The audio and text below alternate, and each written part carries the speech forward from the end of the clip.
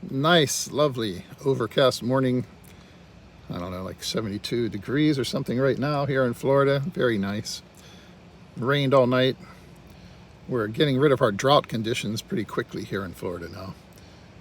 Of course, today, while we're out delivering mail, it's going to rain again. Maybe some severe storms later this afternoon. That'll be fun. But what I was actually wanting to talk about, this one friend of mine here at the post office, it's kind of funny. Someone made a comment on one of my videos the other day about how I'll be working till I'm 70. This guy actually is 70, you know. He is 70. He's our union steward at the moment. And he's been, collecting his Social Security and stuff now for a few years, and got his, he was talking about how he wasn't going to retire until he finished paying off his mortgage on his one other house. Then he had a girlfriend down in Colombia and had a little baby with her, so I don't know, he might never retire. Except he may retire.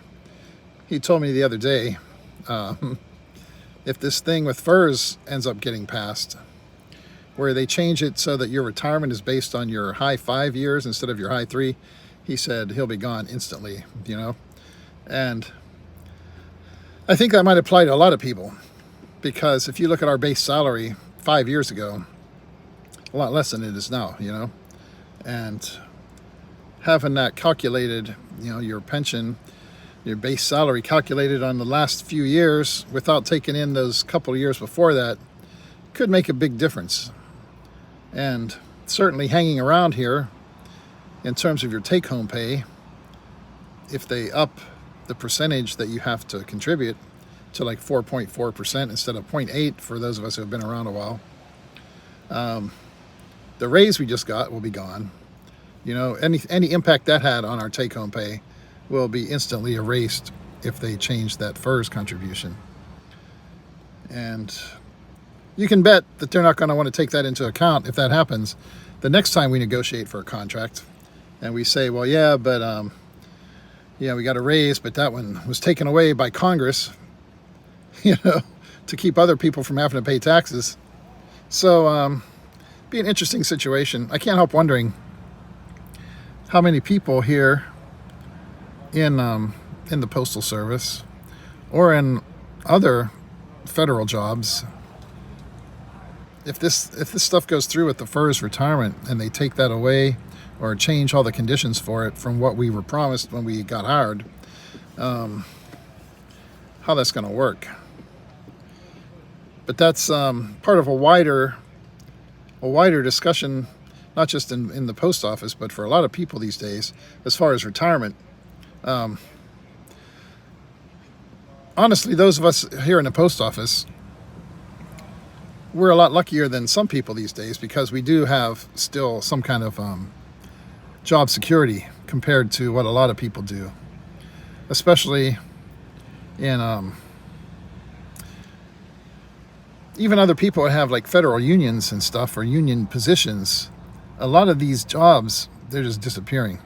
And with the Doge and all that stuff, and just chopping people off just to chop people off and say, look, we cut a bunch of jobs, whether they were things that the public needs or not,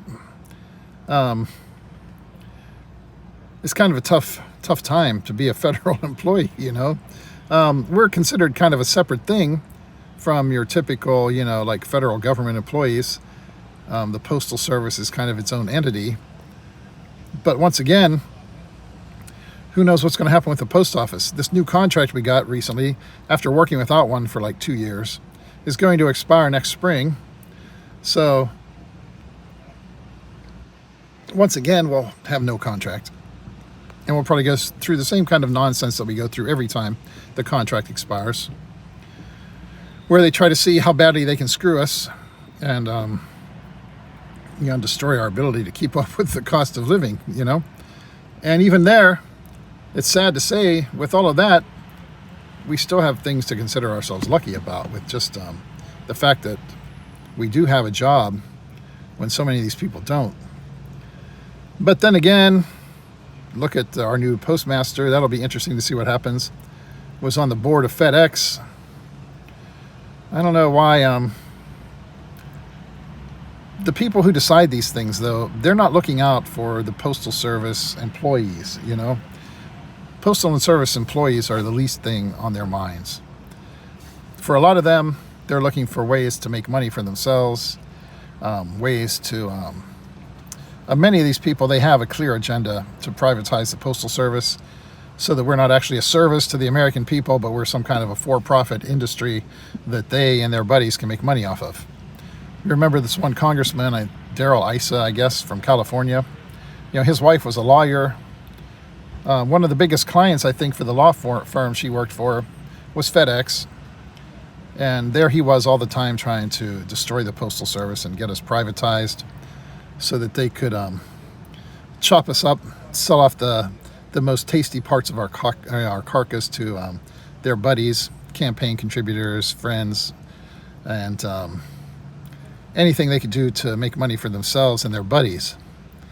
And that's just what the Postal Service has always had to deal with. In the early days, we were formed as a service to the American people to ensure mail delivery to every single address in this country every day. And the people who are trying to make money off of all of this, you know, giving everybody the same rate no matter where they live and all of that, those days are certainly gone forever if they privatize the Postal Service and sell us off to different people. And obviously, the one thing we do have that we're still making money off of these days is package delivery. And UPS and FedEx and all of their lobbyists and operatives in the halls of Congress, for sure they would love to get us out of the parcel business, you know. They and that's, like I say, that's the one thing where we still, you know, do make money. Back in the old days when I first started, it wasn't that way. You'd have hardly any packages to deliver, but you had a ton of mail. Everybody was using first-class mail for everything. All the utility companies sent out their bills, first-class mail. Everybody sent back a envelope with a first-class stamp on it with a check in it to pay their bills. And, you know, we were actually making clear profit at that time and no issues. And the stuff that we deliver mostly today that's not packages, we don't really make money off of, you know. First-class mail is hard to make money off of just because so few people use it anymore for anything. Everything's done online. You know, the bulk rate business mail, we don't really make a huge profit off of that. I'm sure, I'd like to think at least we're making a little bit of money off of it, but for the hassle we go through to deliver some of that stuff and carry it around out there and stick it in people's boxes so that they can throw it away as soon as we give it to them, you know, you have to wonder, are we making any kind of real profit off of that? I don't know. Packages, at least, you know, we can try and make a little bit of a profit from. But for sure, if they privatize us, you know, some of these political operatives, you know, have their way, it's going to be tough times. And you factor that in, if they make some changes to FERS, I think we're going to see a lot of people at the post office who were planning to hang around for a few more years. They're going to say, screw it, you know, just because you could say, well, stick around and your high 5 years will be better because you'll have more of these years with a higher salary included.